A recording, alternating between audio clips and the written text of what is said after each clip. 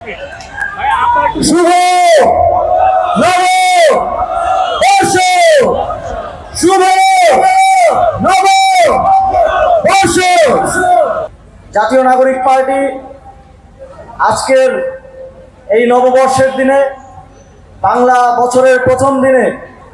আগামীর একটি সুন্দর বাংলাদেশ বিনির্মাণের জন্য, ন্যায় ও ইনসাফ প্রতিষ্ঠার জন্য আমাদের যে রাজনৈতিক লড়াই, সেই লড়াই অব্যাহত রাখার প্রতিজ্ঞা দিয়ে এবং